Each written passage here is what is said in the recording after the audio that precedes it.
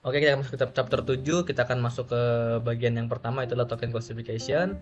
Jadi kita akan menggunakan NAIR dan post tagging, yang dimana NAIR itu untuk name entity recognition, untuk cari nama orang, origin dan lokasi, dan post untuk part of speech, kata benda, kerja, dan sifat.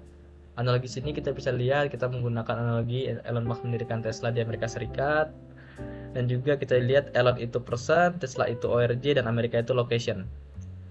Dan ini akan jauh lebih detail jika seperti ini. Lalu kita bisa lihat juga untuk contoh yang keduanya, Silian Hugging Face Broccolin. Di balik layar, model BERT di fine tuning pakai database LL 2003 dan labelnya pakai format bio, B untuk beginning, I untuk inside, O untuk another. Jadi Hugging Face itu Hugging dapat label BORG, Face dapat IORG. Tantangan utamanya support organization, kata Hugging bisa dipecah jadi beberapa token, tapi labelnya satu. Kita harus align label ke subtoken ini ditangani fungsi align label with token Hugging Face. Ini saya bisa kasih contohnya di bagian sini, solusi fungsi align ini. Dan kita akan lanjut ke bagian chapter 2. Kita akan masuk ke bagian yang kedua. Ya oke, sekarang kita akan bertanya, apa itu MLM? Kita bisa bayangkan seperti teks ujian dengan beberapa kata yang dihapus, model hanya harus menebak kata yang hilang. BERT dilatih dengan cara ini tapi dengan korpus Wikipedia. Nah, lalu kita akan mempunyai data spesifik, misalnya review film dan lain-lainnya. Maka kita harus fine tuning dulu nih MLM-nya sebelum teks utamanya. Itu namanya domain adaptation. Karena fine tuning MLM beda dari teks biasa. Karena kita tidak punya label eksplisit, labelnya yang kita itu sendiri, dan kita maksimalkan token secara acak, model belajar bereaksi kembali. Contohnya ini film menggunakan istilah BERT yang dimana itu lebih kecil daripada BERT, 2 kali lebih kecil dan lebih cepat. Di-train dengan knowledge distillation dari BERT asli. Dan proses yang harus kita lewati adalah load, terus tokenize dan gabungkan semua teks jadi chunk 128 token dan pakai data collation for language modeling yang matchnya 12% dengan token otomatis dan training dengan trainer API. Dan ukur kualitas flexibility makin rendah makin bagus. Untuk flexibility kita bisa lihat di bawah sini, kita bisa lihat dari 21 menjadi 10,75, ini adalah hal yang baik. Dan sekarang kita ngerti bagaimana gaya film ini. Bisa kita lihat di sini model attribution dengan checkpoint tersebut untuk trainingnya. Oke, kita masuk ke dalam translation yang ketiga. Ini adalah text sequence to sequence, input urutan teks, output juga urutan teks yang berbeda. Model yang dipakai adalah Marian atau T5, arsitektur encoder decoder, untuk memahami bagaimana hal itu terjadi, atau decoder menghasilkan bahasa target dan decoder memahami bahasa sumber.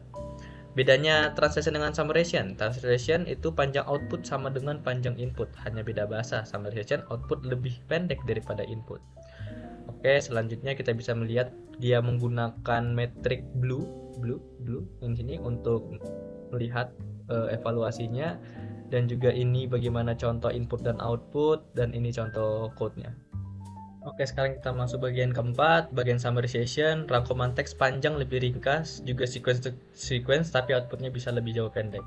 Ada dua jenis, yaitu adalah ini extractive summarization, ambil kalimat paling penting langsung dari teks asli, atau abstraktif, buat kalimat baru yang merangkum isi. Ini yang dilakukan model seperti BART atau TS5. Dataset yang sering digunakan atau yang dipakai adalah CNN, Daily Mail, pasangan artikel berita dengan ringkasannya. Metriknya adalah route score. Kita bisa lihat sini route score bagian sini, dan juga mengukur overlap antara ringkas model dengan ringkas referensi utama manusia. Analoginya, bayangkan kamu minta asisten baca 10 halaman laporan dan buatkan poin-poin utama. Itu abstraction summarization.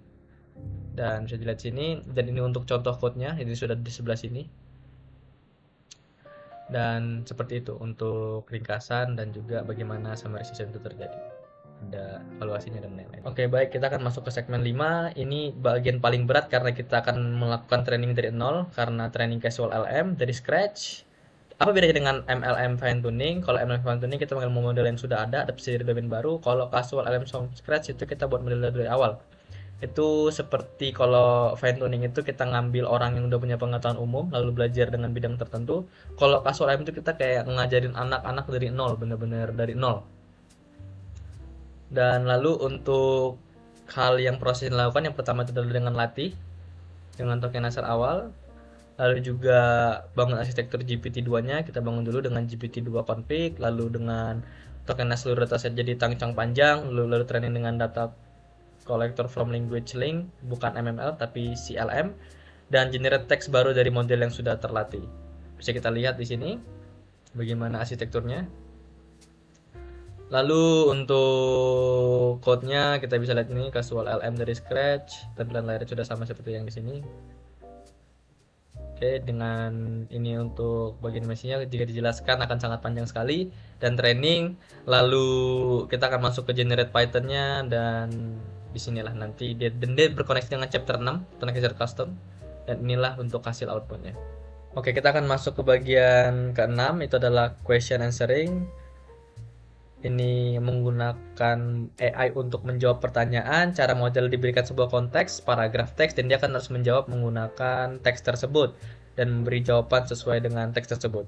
Ini seperti membaca buku, lalu nanti kita akan menjawab kalimat mana yang di buku ini akan menjadi jawaban tersebut. Model akan diprediksi menggunakan hal seperti start position dan juga end position, dan span jawaban dalam teks. Dan dataset yang terkenal bisa digunakan adalah SQuAD atau Stanford Question Answering Dataset, model yang populer seperti BERT. Bisa dilihat sini contohnya bagaimana pertanyaannya, kapan Hugging Face didirikan, 2006, skor, dan dia akan memberikan skornya berapa, dan seterusnya. Dan ini untuk datasetnya, dan juga ini untuk hasil metrik dari BERT dan lain-lainnya. Dan untuk highlight code-nya bisa dilihat di sini, code dengan demo, pertanyaan list, dan nanti jawabannya apa itu akan ditentukan oleh model tersebut. Terima kasih.